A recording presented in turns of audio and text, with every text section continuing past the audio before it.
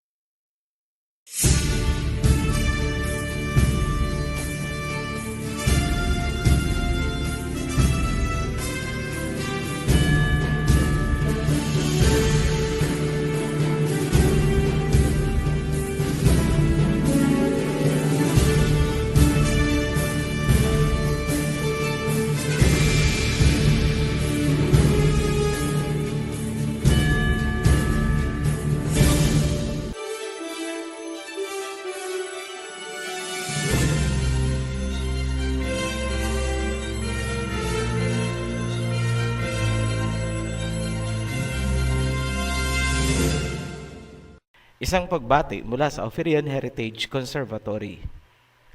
Para sa mga new subscribers, welcome to the Heritage. Ipinapayo namin sa mga baguhan na panoorin nyo muna ang guide to new subscribers or new viewers para alam nyo ang tamang sunod-sunod ng mga series. Huwag patalon-talon ng panonood ng mga video para hindi kayo maguluhan. Ibinigay namin ang link sa description sa ibaba lamang po nitong video. Huwag na nating pahabain ang introduction. Go direct na po tayo sa pinaka-blunder nitong si Paul. Matatagpuan yan sa Corinthians. Note, babasahin namin ito as is. Hindi namin i-correct ang pangalan ng Misaya para makarelate ang mga baguhan na hindi pa alam ang tunay na pangalan ng Misaya. 1 Corinthians chapter 4, verse 14 hanggang 15. I am writing this not to shame you, but to warn you as my dear children. Even if you had 10,000 guardians in Christ, you do not have many fathers, for in Christ Jesus, I became your father through the gospel.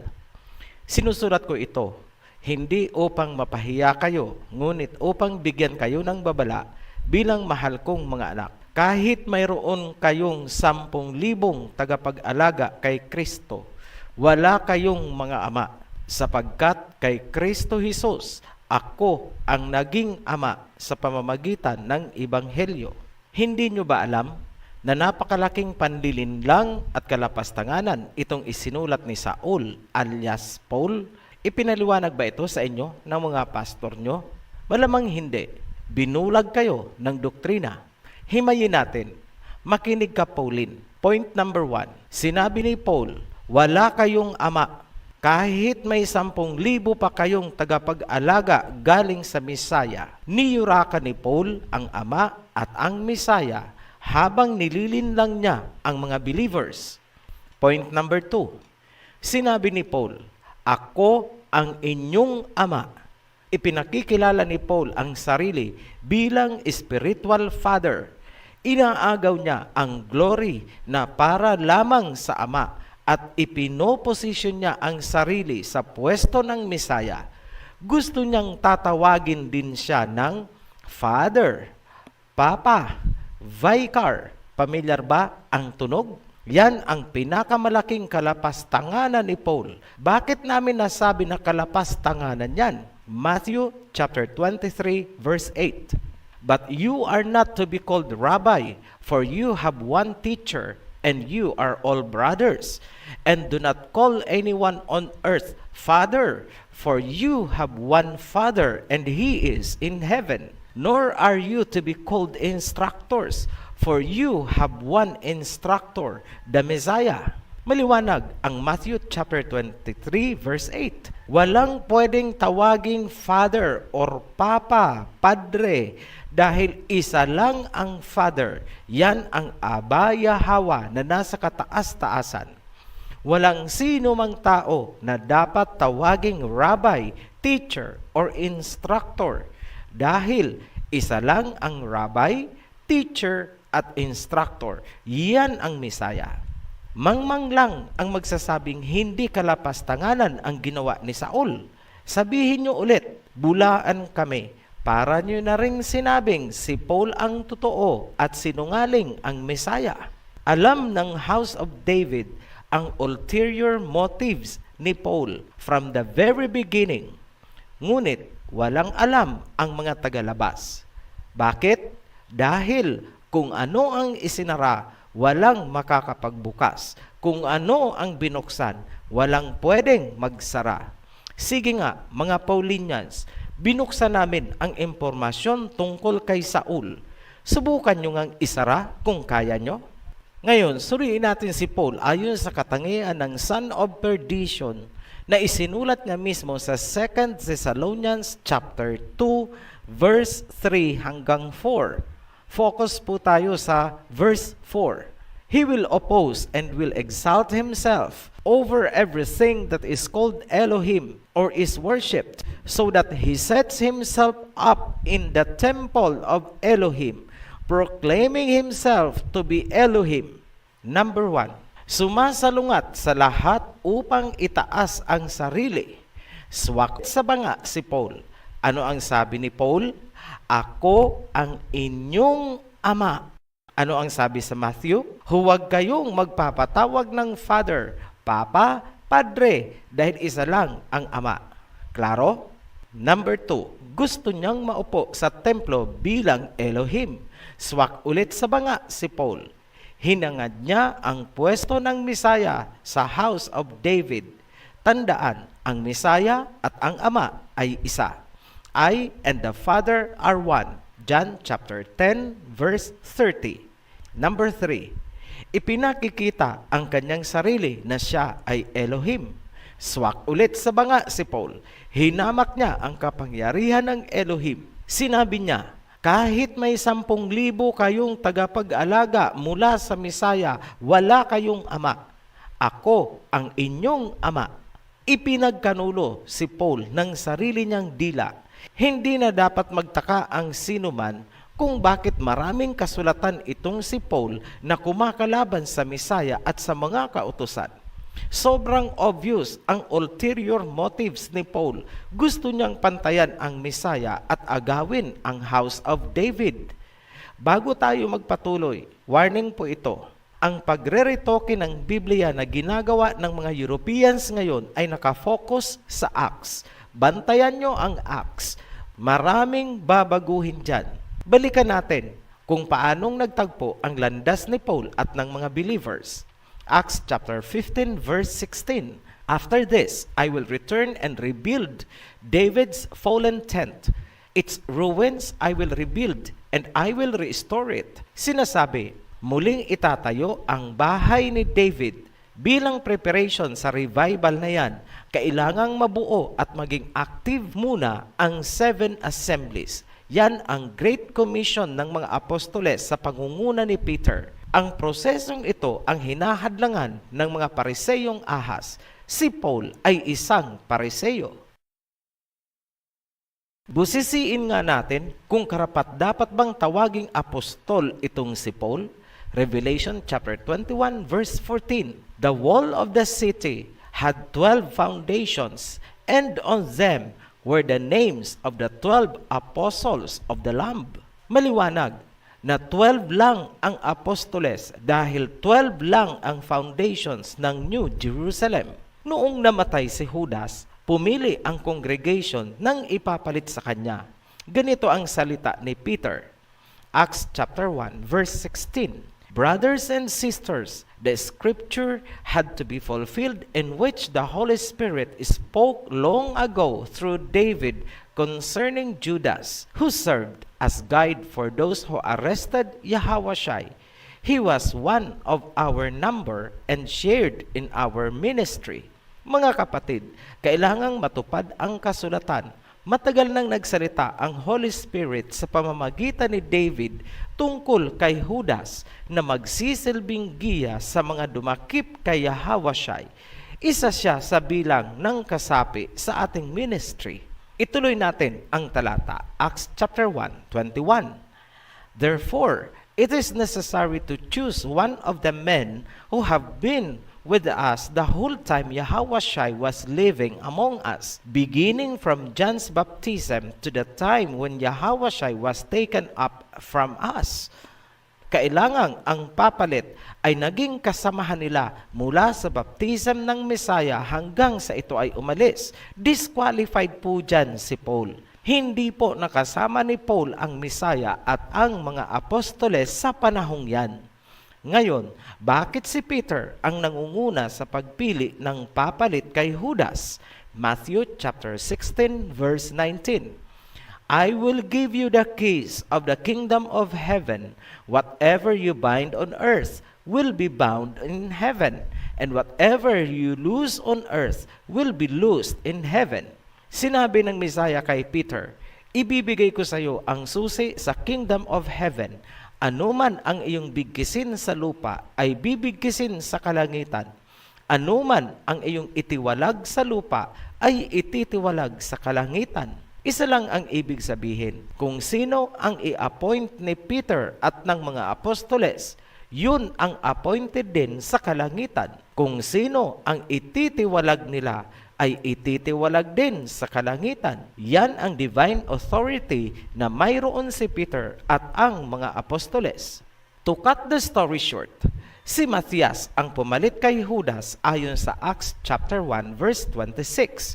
Kumpleto na ulit ang 12 apostles. Muling nagpatuloy ang mga apostoles na buhayin ang 7 assemblies na kinakatawan ng 7 candlesticks. Sa Acts chapter 6, inilarawan na dumami na ang followers ng mga apostles, kung kaya may mga hindi na inaabot ng pagbabahagi ng pagkain o banal na salita. Ang ginawa ng mga followers, pumili sila ng 7 kalalakihan na may kakayahan at ipinadala nila sa mga apostoles para sa ordination o confirmation by laying of hands. Isa sa mga napili ay si Stephen. Ngunit si Stephen ay inakusahan ng mga pekeng Hudyo.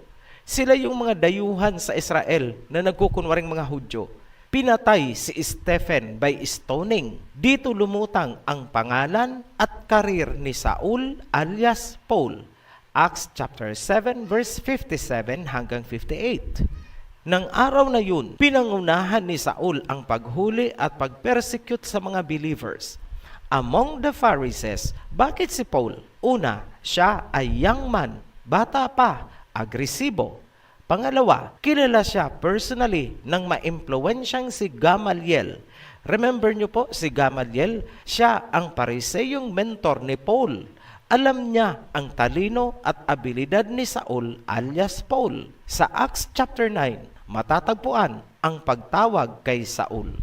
Noong si Saul ay papuntang Damascus para magsagawa ng persecution sa mga believers, saka nangyari ang pinaniniwalaang conversion ni Saul. Acts chapter 9 verse 3. As he neared Damascus on his journey, suddenly a light from heaven flashed around him. He fell to the ground and heard a voice say to him, Saul, Saul, why do you persecute me? Tagalog, noong malapit na siya sa Damascus, may liwanag mula sa langit na tumama sa kanya. Siya ay nabuwal sa lupa at nakarinig ng boses, Saul, Saul, bakit mo ako pinipersecute? At si Saul ay nabulag. Sinabihan siya ng Mesaya na tumuloy sa Damascus. Sa kabilang dako naman sa Damascus, inutusan ng Mesaya si Ananias na pagalingin si Saul. Tumanggi sana si Ananias na pagalingin si Saul. Ang sagot ni Ananias sa Mesaya Yahawashai, ang taong yan ang nagpapahirap sa iyong mga tao. Sumagot ang Mesaya kay Ananias. Acts chapter 9 verse 15. Go, this man is my chosen instrument to proclaim my name to the Gentiles and their kings and to the people of Israel. Puntahan mo, ang taong yan ang napili kong instrumento para makilala ang aking pangalan sa mga hintil at sa kanilang mga hari at sa mga taong nasa Israel. Tanong, kapag sinabi bang gagamitin bilang instrumento, does it follow? Or ibig bang sabihin, kinagigiliwan na siya ng Ama o ng Mesaya, kaya gagamitin siya? Kung si Pablo ay gagamiting instrument, siya ba ay naging apostol na? Hindi.